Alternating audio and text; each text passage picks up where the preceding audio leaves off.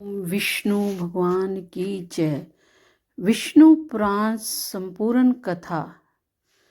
विष्णु पुराण क्या है, विष्णु पुराण में क्या है और विष्णु पुराण सुनने से क्या फल मिलता है। विष्णु पुराण करवाने का मुहूर्त, विष्णु पुराण का आयोजन कहाँ करें, विष्णु पुराण करने के नियम पढ़ें। ऐसी सभी सवालों के जवाब इस कथा में, और सुने पूरी कथा को ध्यान से। और अगर आप इस मेरे चैनल को पसंद कर रहे हैं तो please like and subscribe the channel. तो विष्णु पुराण के बारे में कथा है कि 18 पुराणों में विष्णु पुराण का आकार सबसे छोटा है। विष्णु पुराण में भगवान विष्णु के चरित्र का विस्तृत वर्णन किया गया है। विष्णु पुराण के रचयिता व्यास जी के पिता पराशर जी हैं। विष्णु पुराण में वर्णन आता है कि जब पराशर के पिता शक्ति को राक्षसों ने मार डाला, तब क्रोध में आकर पराशर मुनि ने राक्षसों के विनाश के लिए रसोग यज्ञ प्रारंभ किया। उसमें हजारों राक्षस गिर गिर कर स्वाहा होने लगे। इस पर राक्षसों के पिता पुलत्स्य ऋषि और पराशर के पिता वशिष्ठ जी ने पराशर को समझाया और वह यज्ञ बंद किया। इससे पुलत्स्य ऋषि बड़े प्रसन्न हुए और पराशर जी को विष्णु पुराण के रचयिता होने का आशीर्वाद दिया। इस पुराण में भूमंडल का स्वरूप, ज्योतिष, राजवंशों का इतिहास, कृष्ण चरित्र आदि विषयों को बड़े तार्किक ढंग से प्रस्तुत किया गया है। खंडन मंडन की प्रवृत्ति में से यह पुराण मुक्त है। हिंदू आध्यात्मिकता का सरल और सुबोध शैली में वर्णन किया गया है। विष्णु पुराण में 7000 श्लोक हैं और वैसे कई ग्रंथों में इसके श्लोक संख्या 23,000 भी बताई गई है। इस पुराण के रचनाकार पराशर ऋषि थे। ये महर्षि वशिष्ठ के पौत्र थे और इस पुराण में पृथु, ध्रुव और प्रहलाद के प्रसंग अत्यंत रोचक हैं। पृथु के वर्णन में धरती को समतल करके कृषि कर्म करने की प्रेरणा दी गई है। कृषि व्यवस्था को चुस्त दुरुस्त करने पर जोर दिया गया है। घर परिवार, ग्राम, नगर, दुर्ग आदि की नींव डालकर परिवारों को सुरक्षा प्रदान करने की बात कही गई है। इसी कारण धरती को पृथ्वी नाम दिया गया। ध्रुव के आख्यान में सांसारिक सुख, ऐश्वर्य, धन संपत्ति आदि को क्षण भंगुर अर्थात नाशवान समझकर आत्मिक उत्कर्ष की प्रेरणा दी गई है। प्रहलाद के प्रकरण में परोपकार तथा संकट के समय भी सिद्धांतों और आदर्शों को ना त्यागने की बात कही गई है। यह पुराण 6 भागों में विभक्त है। पहले भाग में मैसर्ग अथवा सृष्टि की उत्पत्ति काल का स्वरूप, ध्रुव और पृथु तथा प्रहलाद की कथाएं दी गई हैं। दूसरे भाग में लोकों के स्वरूप, पृथ्वी के 9 खंडों, ग्रह, नक्षत्र, ज्योतिष आदि का वर्णन है। तीसरे भाग में मन्वंतर वेद की संख्याओं, शाखाओं का विस्तार, गृहस्थ धर्म और श्राद्ध विधि आदि का उल्लेख है। चौथे भाग में सूर्य वंश और चंद्र वंश के राजगण तथा उनकी वंशवालियों का वर्णन है। पांचवें भाग में भगवान कृष्ण चरित्र और उनकी लीलाओं का वर्णन है। छठे भाग में प्रलय तथा मोक्ष का उल्लेख है। और ये था विष्णु पुराण के बारे में किए जाने वाले प्रश्नों के जवाब और विष्णु पुराण में क्या क्या है। और शुरू करते हैं इसका पहला अध्याय श्री विष्णु पुराण का। श्री सूत जी बोले, मैत्रेय जी ने नित्य पहले अध्याय से निर्मित हुए मुनिवर पराशर जी को प्रणाम कर उनके चरण छूकर पूछा, हे गुरुदेव, मैं आप ही से संपूर्ण वेद वेदांग और सकल धर्म शास्त्रों का क्रमशः अध्ययन किया है। हे मुनि श्रेष्ठ, आपकी कृपा से मेरे विपक्षी भी मेरे लिए यह नहीं कह सकेंगे कि मैंने संपूर्ण शास्त्रों के अभ्यास में परिश्रम नहीं किया।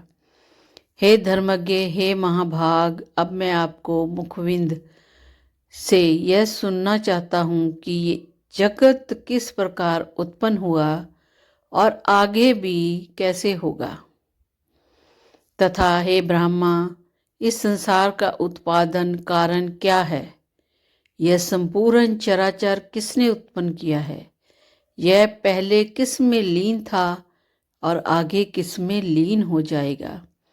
इसके अतिरिक्त भूतों का परिमाण, समुंदर, पर्वत तथा देवता आदि की उत्पत्ति, पृथ्वी का अधिष्ठान और सूर्य आदि का परिमेय तथा उनका आधार, देवता आदि के वंश, मनु मनवंतर, बार बार आने वाले चारों युगों में विभक्त कल्प और कल्पों के विभाव, प्रलय का स्वरूप, युगों के पृथक पृथक संपूर्ण धर्म, देव ऋषि और राशियों के चरित्र, श्री व्यास जी कृत वैदिक संख्याओं की यथावत रचना तथा ब्राह्मण आदि वर्ण और ब्राह्मण आदि आश्रमों के धर्म, ये सब महा मुनि शक्ति वंदन है। मैं आपसे सुनना चाहता हूँ, हे ब्रह्मा, आप मेरे प्रति अपना चित्त प्रसादोन्मुख कीजिए, जिससे हे महामुने मैं आपकी कृपा से यह सब जान सकूं।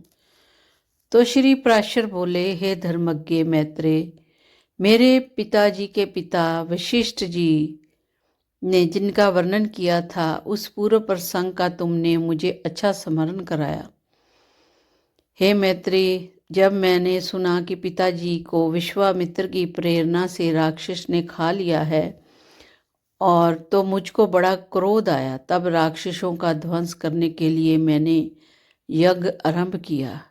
उस यज्ञ में सैकड़ों राक्षस जलकर भस्म हो गए। इस प्रकार उन राक्षसों को सर्वथा नष्ट होते देख मेरे महाभाग पिताजी वशिष्ठ जी मुझसे बोले, हे वत्स, अत्यंत क्रोध करना ठीक नहीं है, अब इसे शांत करो। राक्षसों का कुछ भी अपराध नहीं है, तुम्हारे पिता के लिए तो ऐसा ही होना था। क्रोध तो मुखों को ही हुआ करता है, विचारवानों को भला कैसे हो सकता है। भला कौन किसी को मारता है, पुरुष समय ही अपने किए का फल भोगता है। हे प्रियवर, यह क्रोध तो मनुष्य के अत्यंत कष्ट से संचित यश और तप का भी प्रबल नाशक है। हे तात, इस लोक और परलोक दोनों को बिगाड़ने वाले इस क्रोध का महर्षिगण सर्वदा त्याग करते हैं, इसलिए तू इसके वशीभूत मत हो। अब इन्हें बेचारे निरपराध राक्षसों को दग्ध करने से कोई लाभ नहीं है।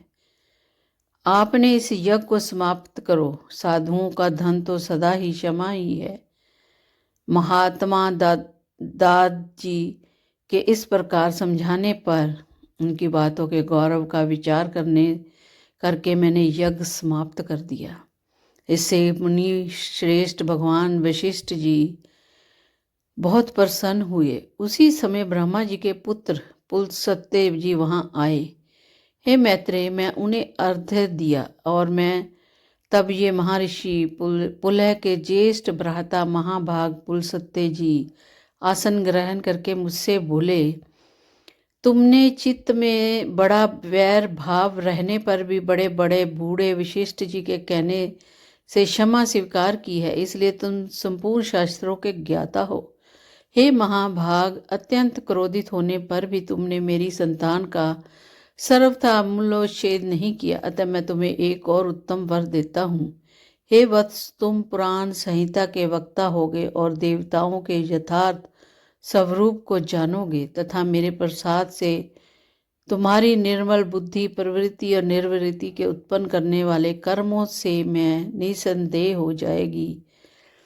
फिर मेरी पितामह भगवान वशिष्ठ जी बोले, पुलस्त्य जी ने जो कहा है वह भी सत्य होगा। हे मैत्रेय, इस प्रकार पूर्व काल में बुद्धिमान वशिष्ठ जी और पुलस्त्य जी ने जो कुछ कहा था वह सब तुम्हारे प्रश्न से मुझे स्मरण हुआ है। अतः मैं, हे मैत्रेय, मैं तुम्हें पूछने से मैं उस संपूर्ण पुराण संहिता को तुम्हें सुनाता हूँ। तुम उसे भली प्रकार ध्यान देकर सुनो। यह जगत विष्णु से उत्पन्न हुआ है, उन्हीं में स्थित है और यही इसकी स्थिति और लय के करता है, तथा यह जगत भी वो ही है। तो इते श्री विष्णु पुराणे प्रथम अध्याय समाप्त। 24 तत्वों के विचार के साथ जगत के उत्क्रम का वर्णन और विष्णु की महिमा।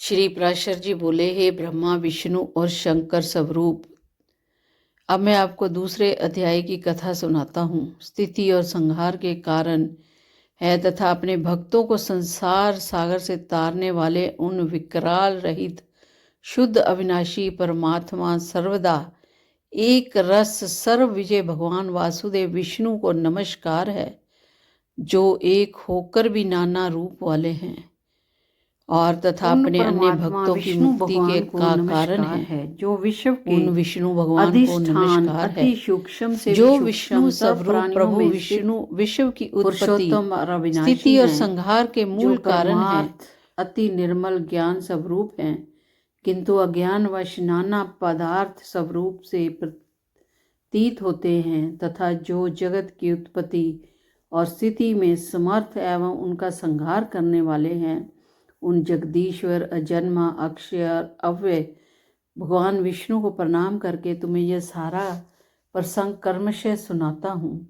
जो दक्ष आदि मुनि श्रेष्ठों के पूछने पर पितामह भगवान ब्रह्मा जी ने उनसे कहा था, वह प्रसंग दक्ष आदि मुनियों ने नर्मदा तट पर राजा पुलकुत्स को सुनाया था और पुलकुत्स ने सारस्वत और सारस्वत ने मुझसे कहा था।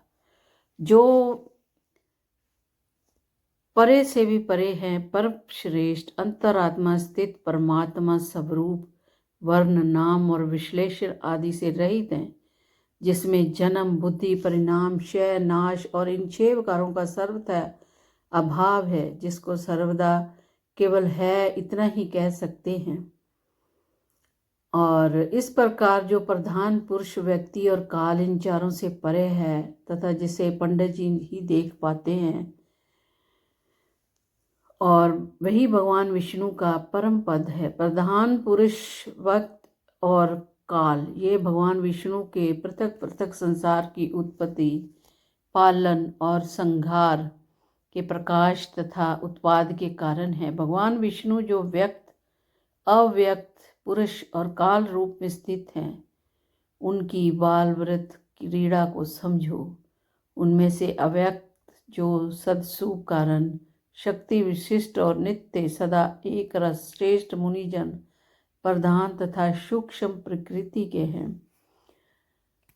तो उस समय ना दिन था, ना रात्रि थी, ना आकाश था, ना पृथ्वी थी, ना अंधकार था, ना प्रकाश था, ना इनके अतिरिक्त कुछ और था। बस त्रय आदि इंद्रियों और बुद्धि आदि का अविशेष एक प्रधान ब्रह्मा और पुरुष ही था। हे विपर, विष्णु का परम स्वरूप के ये से प्रधान और पुरुष से 2 रूप हुए। उसी विष्णु के जिस अन्य रूप के द्वारा वे दोनों सृष्टि और प्रलय काल से संयुक्त और वियुक्त होते हैं। काल रूप भगवान अनादि है, इनका अंत नहीं है, इसलिए संसार की उत्पत्ति, स्थिति और प्रलय भी कभी नहीं हो सकती और वे निरंतर प्रवाह स्वरूप से निरंतर होते रहते हैं। प्रलय काल में प्रधान के साभ्यावस्था में स्थित हो जाने पर और पुरुष के प्रकृति में पृथक स्थित हो जाने पर विष्णु भगवान का काल स्वरूप प्रवृत्त होता है। तो जिस प्रकार क्रियाशील न होने पर भी गंध अपनी सनिधि मात्र से ही मन को शुभित कर देती है, उसी प्रकार परमेश्वर अपने सनिधि मात्र से ही प्रधान और पुरुष को प्रेरित करते हैं। हे ब्राह्मण, यह पुरुषोत्तम ही उनको शोभित करने वाले हैं और वे ही शुद्ध होते हैं तथा संकोच और विकास युक्त प्रधान स्वरूप ही वे स्थित हैं। ब्रह्मा आदि समस्त ईश्वरों के ईश्वर से विष्णु ही समिष्ट ब्रह्मा आदि जीव रूप तथा महत्व स्वरूप में स्थित हैं। किंतु जिस प्रकार बीज छिलके के समभाव से ढका रहता है, वैसे ही यह त्रिविध महत्व से ही वैकारिक तेजस और तामस बुद्ध आदि 3 प्रकार का अहंकार उत्पन्न होता है। भूत आदि नामक तामस अहंकार ने विकृत होकर शब्द तामात्रा से उस शब्द गुण वाले आकाश की रचना की। फिर शब्द तन मात्र स्वरूप आकाश में विकृत होकर स्पर्श तन मात्र को रचा और 10 इंद्रियां तेजस अर्थात राजस अहंकार से अधिष्ठा देवता वैकारिक अथवा सात्विक अहंकार से उत्पन्न हुए। इन भूतों की पृथक पृथक नाना शक्तियां अतः वे परस्पर पूर्णतः मिले बिना संसार की रचना नहीं कर सके। इसलिए एक दूसरे के आश्रय में रहने के एक ही संहार की उत्पत्ति से लक्ष्य वाले महत्व से लेकर विशेष प्रकृति के इन सभी विकारों ने पुरुष से अधिष्ठ होने के कारण परस्पर मिलकर 1001 होकर प्रधान तत्व अनुग्रह से अंड की उत्पत्ति की। हे विप्र, उस अंड में ही पर्वत और द्वीप आदि के सहित समुद्र ग्रह कण के सहित संपूर्ण लोक तथा देव असुर और मनुष्य आदि विविध प्राणी वर्ग प्रकट हुए। यह अंड पूर्व की अपेक्षा 10 गुना अधिक जल अग्नि वायु आकाश भूत आदि अर्थात तामस अहंकार से आवृत तथा भूत आदि महत्व घिरा हुआ है। इन सब के सहित वह महत्व भी अव्यक्त प्रधान से आवृत है। इस प्रकार जैसे नारियल के फल को भीतरी बीज बाहर से कितना ही छिलकों से ढका रहता है, वैसे ही ये अंड इन 7 प्राकृत आवरणों से घिरा हुआ है। उसमें स्थित हुए विष्णेश्वर भगवान विष्णु ब्रह्मा होकर रजोगुण का आश्रय लेकर इस संसार की रचना से प्रवृत्त होते हैं तथा रचना हो जाने पर सत्व गुण विशिष्ट अतुल पराक्रमी भगवान विष्णु उसका कल्प प्रयांत युगों में पालन करते हैं। इस प्रकार समस्त भूतों का भक्षण कर संसार को जलमय करके ये परमेश्वर शेष शैया पर शयन करते हैं। वह एक ही भगवान जनार्दन जगत की सृष्टि स्थिति संहार के लिए ब्रह्मा विष्णु और शिव इन 3 संज्ञाओं को धारण करते हैं। वे प्रभु विष्णु ब्रह्मा होकर अपनी ही सृष्टि करते हैं, पालक विष्णु होकर पाले स्वरूप अपना ही पालन करते हैं, अंत में समय ही संहारक हैं यानी कि शिव हैं तथा समय ही उपसंहत है लीन होते हैं। पृथ्वी जल तेज वायु और आकाश तथा समस्त इंद्रिय और अंतकरण आदि जगत के हैं सब पुरुष रूप हैं, क्योंकि वह अव्यय विष्णु ही विश्व रूप और सब भूतों के अंतरात्मा हैं। इसलिए ब्रह्म आदि प्राणियों में स्थित सगार आदि भी उन्हीं के उपकारक हैं। हे सर्वस्वरूप श्रेष्ठ वरदायक और वरेण्य भगवान विष्णु ही ब्रह्मा आदि अवस्थाओं द्वारा रचने वाले हैं। ये ही रचे जाते हैं, ये ही पालते हैं और वे ही पालित होते हैं तथा वे ही संहार करते हैं और समय ही संग्रहित होते हैं। तो ये था प्रथम अध्याय और द्वितीय अध्याय का सार, और इसी अंश के सभी अध्यायों का धीरे धीरे हम वर्णन करेंगे। और अगर आपको ये विष्णु पुराण की कथा पूरी सुननी है तो मेरे चैनल को प्लीज़ सब्सक्राइब और लाइक करें और बेल आइकन बटन दबाएं ताकि जब भी वीडियो आए तो आपको ज़रूर मैसेज आए। और कृपया चैनल को सब्सक्राइब और लाइक ज़रूर करें और शेयर करें और विष्णु पुराण का पूरे ध्यान से सुने। तो ये था विष्णु पुराण का पहला और दूसरा अध्याय। तो मिलते हैं तीसरे अध्याय में। तो विष्णु वंदना के साथ ही हम इसको समाप्त करते हैं। श्रीमन नारायण नारायण नारायण, भजमन नारायण नारायण नारायण, भजमन नारायण नारायण नारायण, भजमन नारायण नारायण नारायण, भजमन नारायण नारायण नारायण। बोलो विष्णु भगवान की जय।